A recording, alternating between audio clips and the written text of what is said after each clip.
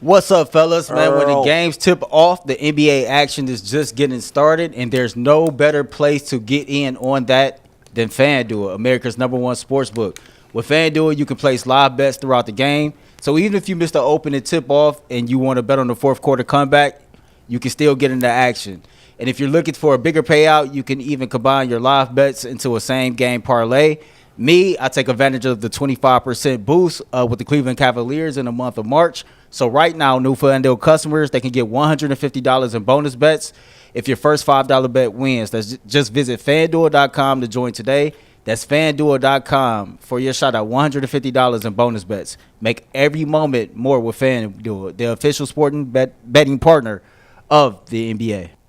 Speaking of the NBA, the Cavs with a similar type of win that they've had recently, guys. Not playing well in the first half, playing great in the second half. I believe they scored 82 in the second half of the game. Now, obviously, it's a terrible. What a describe. The Bulls going to be the. I don't know if technically is the play-in considered the playoffs or no? Technically not. No. No. But are the Bulls going to be the worst team ever to make the play-in? It's funny. They're trying not to make the play-in. Right, but so is every other team behind them. So is every team behind them. Yeah. It's a race. They're still like 3 games up, I think, on Philly or whatever it is. They're 2.5. And Philly has to tank because if they don't get their top Brooklyn 6 pick, and it goes to OKC. Right. So they need to finish in the bottom 4 Chicago, or 5. I believe, is 14 games under 500. They're going to be a playing The team. entire play-in is under 500. The Heat are the 7th seed. They're under 500. Yeah. So are the Magic. Yep. So are, who's the 9? The Hawks. Oh, the Hawks, right. All these teams stink. Yeah. Orlando doesn't stink. They're just not playing They've been well. injured all season. Yeah, they're okay, but They stunk this year. I'm for some odd reason. I thought, when you look at the Hawks, like I think the Jalen Johnson injury really hurt them a lot. Changed everything. Because they were playing well. Obviously, they beat us 2 times, so like they were playing some really good basketball. Yeah. And They were above 500. you know what's funny about the Bulls? Essentially, I know they had a little bit of success with Derrick Rose there, but outside of the Jordan years, they've been as bad a franchise as any in sports.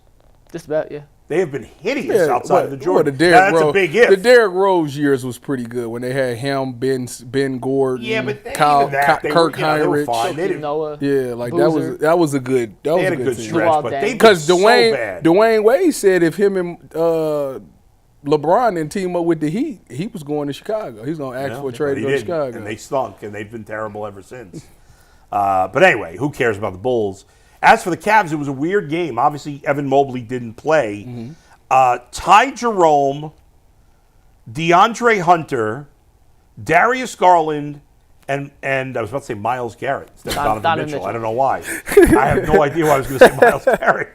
Those 4 guys who are essentially their 4 best shooters, right?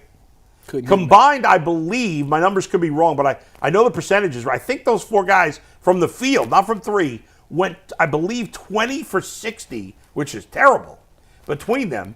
And the Cavs still won by 20 plus points. Jarrett Allen had a big game. He had a big game. What, he had 27 and 17? They or missed 28? 1 shot. Yeah, he was, which is, I guess you got the space now, when him and Evan in there, even though Evan does a great job of spacing things out. Yeah. Granted, Vucevic didn't play, so that was another thing. So I feel like every time the Cavs play a game, their big guy on the other team doesn't play, like 80% of the time.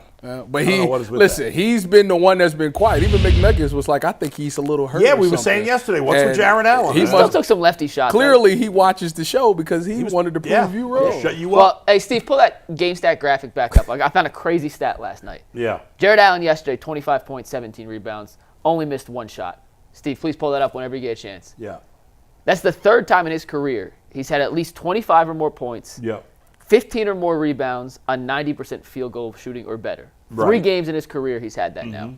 It's the 2nd most games in the history of the NBA for any player, with 25 or more points, 15 or more rebounds on 90% field goal shooting or better.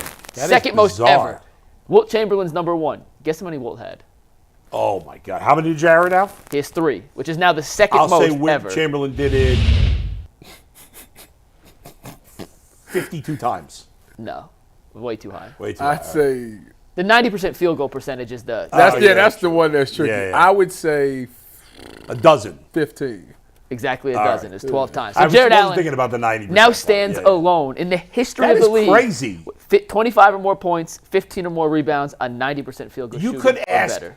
anybody that didn't hear that stat now. You could ask any NBA fan, big NBA fan.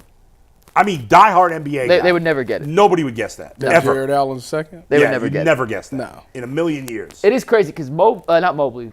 Allen doesn't often get to be the one big, right? Sure. Because even when he is on the court without or Jarrett Allen's on without Mobley, like they have another big guy out there, whether it's Hunter now or Wade. They're not running the offense through Jarrett. Sure. But in games like last night where Mobley doesn't play, and they actually feature Jarrett more in an offensive role, he's shown he's capable of handling more than he does when he's playing alongside Evan. And last night was another example of it. In the fourth quarter, when the game was tied at 107 with 7 minutes to go, not only did the Cavs go on a 22-10 run to close the game, but in that stretch, from 107 on, Jarrett Allen had 9 points, 2 assists, and 4 rebounds and a block in that little 7-minute stretch alone. He completely took over the game late in the fourth quarter, which is what allowed the Cavs to go from being at a standstill, 107-107, to leading a Cavalanche into a 20-point victory. They won by 20 despite being tied with 7 minutes to go. It's crazy. And Jarrett Allen was the best player on the court last night. Don't you want to see him pull a three?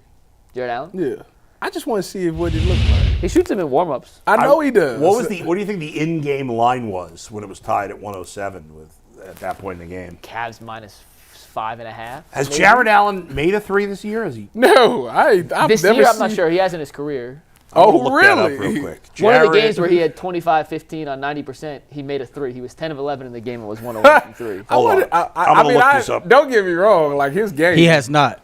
his game is season has great not- this year. He has not made a three-point shot this year. But at some point, I'd be interested. They need to give it to him on like the late shot clock where he ain't got no choice but to heave it up, or he just pull it recklessly. Cash. Let's see. He has made 19 three-pointers in his career. How many has? As a Cavalier, how many? What's he shooting from three as a Cavalier? 32%. No, 32. 17. 17%. You nailed it. What real? He is 8 for 48 Yeah. shooting threes. He has not made a three since the 22-23 season. He's 0 for 3 shooting threes this year, 0 for 6 last year, 1 for 10 the year before, 1 for 10 the year before that. It was his first year when he came to Cleveland that he actually was 6 of 19 from 3. Since then, 2 for 29 in the last 4 years. They don't need him to shoot 3. And probably, Yeah. I'm guessing a lot of those were half-court shots at the buzzer. Yeah, exactly. Yeah. You know, not like, But last night with the Chicago Bulls being hindered, they were down 6 rotation players, and they already sucked to begin with. Yeah. That was a game where Jarrett Allen needed to assert himself and did in historically efficient fashion. But the starts are getting – I'm not ready to wave the panic flag by any means.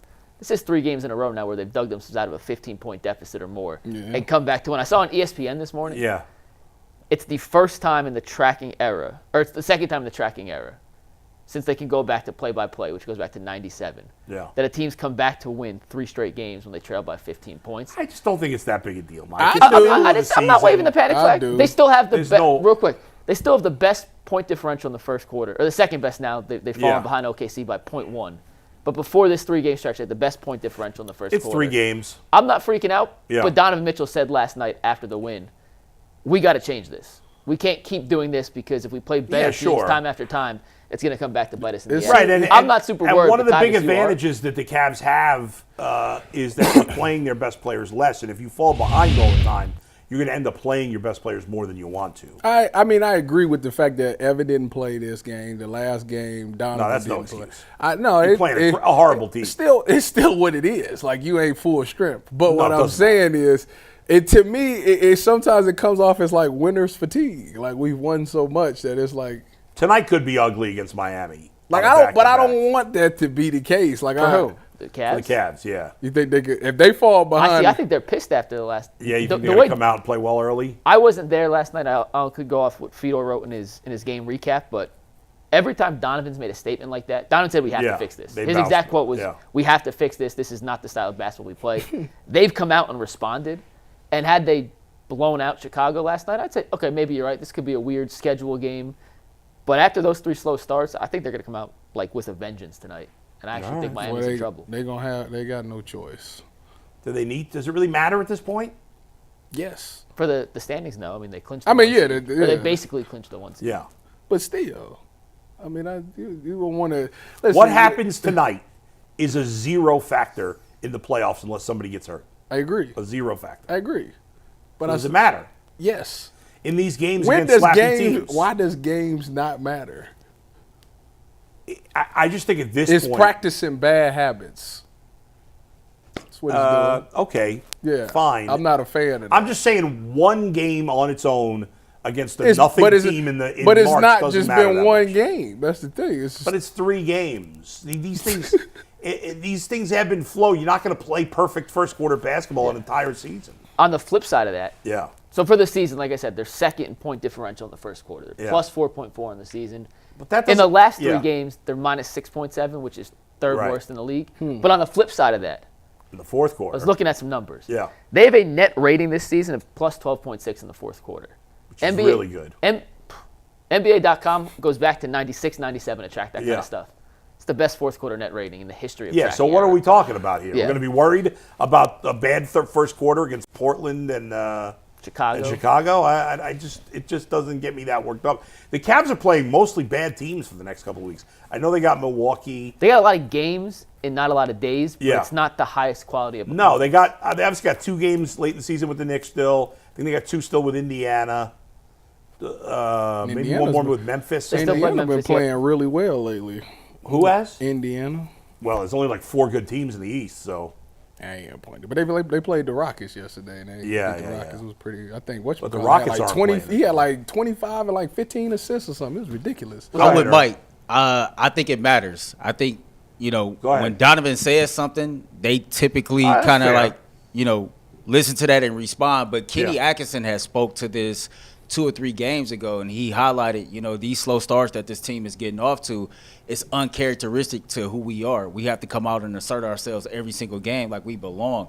And so I think it only matters because of the discipline of it all, right? You want to have those mental reps of being disciplined and getting off to solid starts, because when you get into the playoffs, you can't get down 15, 18, 22 points and expect you're going to claw your way back into it.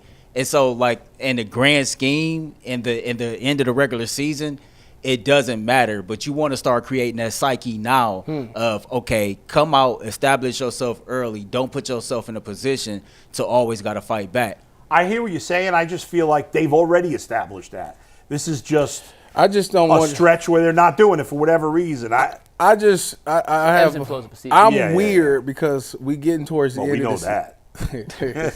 I just don't want them to practice these bad habits. Like we all agree that there is not just a switch.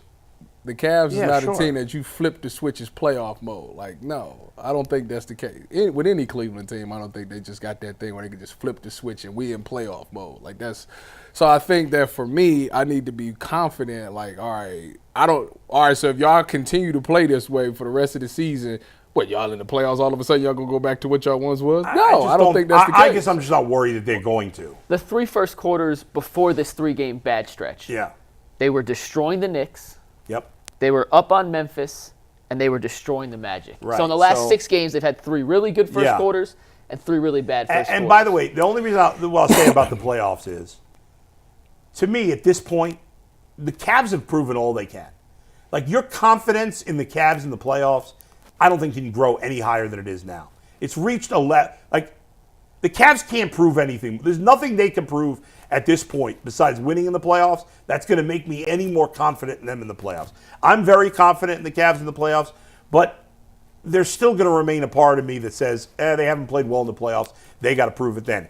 Wins against Miami and Charlotte and even the Knicks and Pacers in the regular season are not going to really affect my confidence percentage. Say it. It's meaningless. They're not 100% meaningless, but against the bad teams, they don't have much value. I do agree with your statement on that one.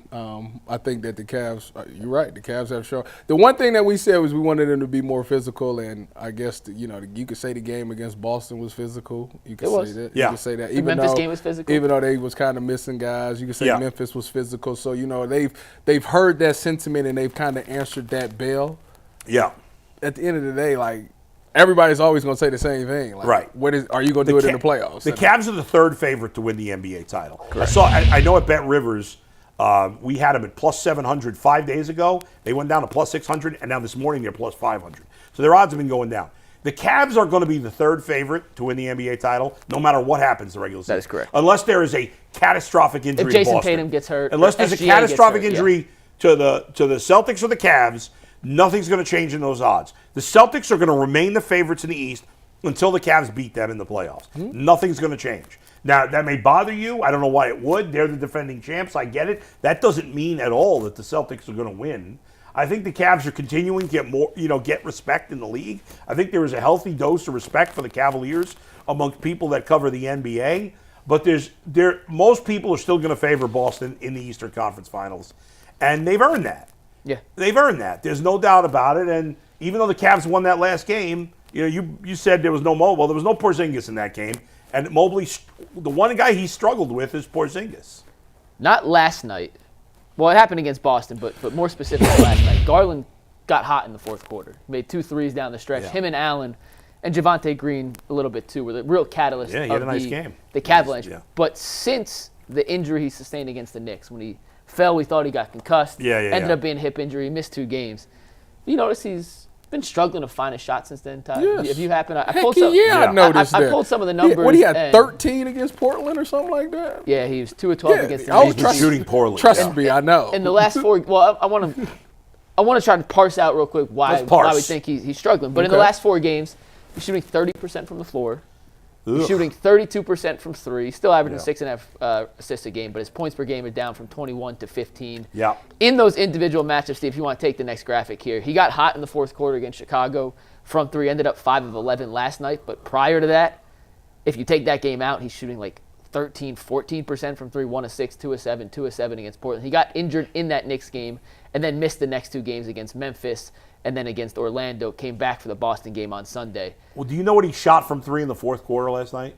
He made 2, he missed 1. I believe he was 2 of 3 in the fourth. So that means don't quote all right, me on let's. that. If you're right, that means he was 5 of 20. Steve, can you put that back up, please? He was.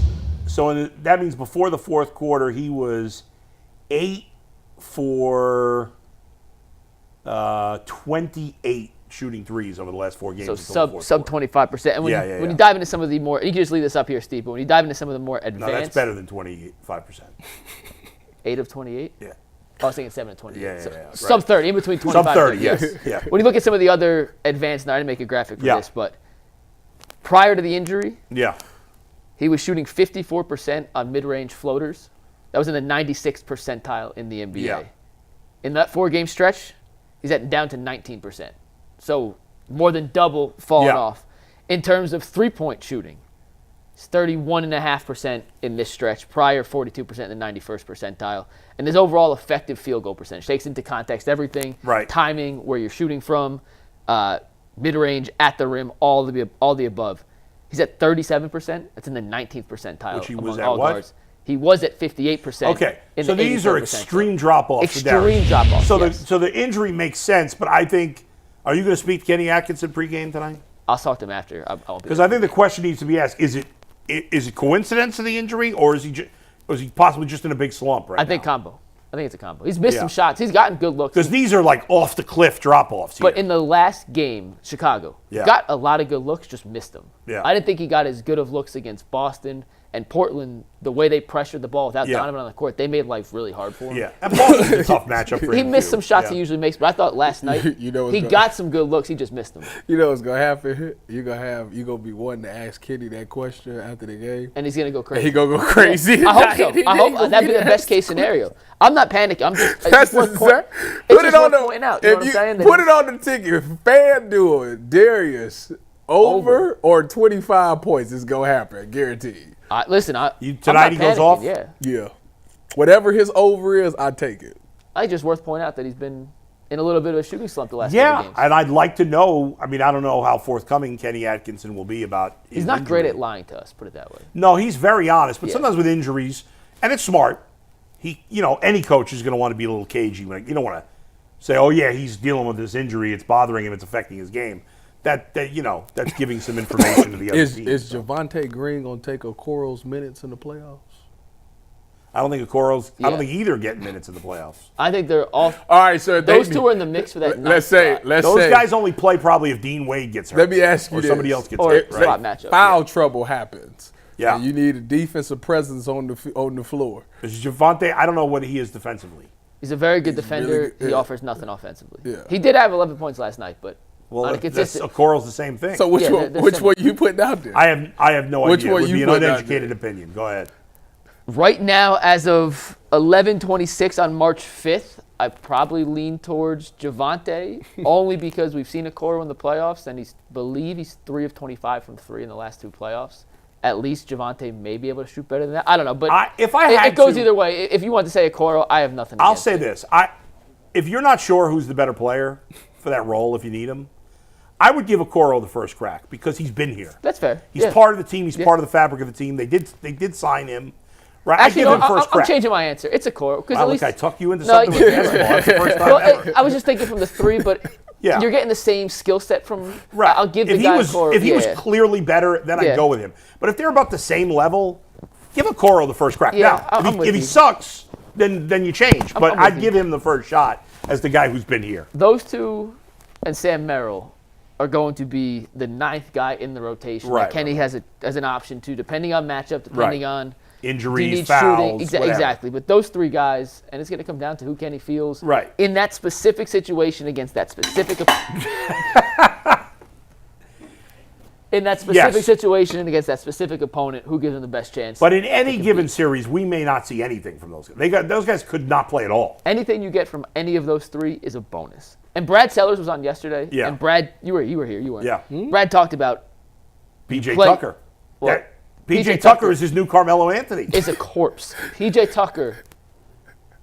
I mean, listen, if Brad really wants to bring in PJ Tucker, A, they can't because they just signed Tomlin, so they're out of roster spots at this point. And then You just 2, need them for minutes. but you can't even do it anymore. Who's better, the Browns Tomlinson or the Cavs Tomlinson? Well, the Cavs don't have a Tomlinson. Oh, I think you said Tomlinson they signed. They have Tomlin. No son. Tomlin. Just all right, Tomlin or Tomlinson? Who are you taking? Tomlinson's a better Speaking player, of the Browns, let's switch it up because the Browns have screwed the pooch yet again.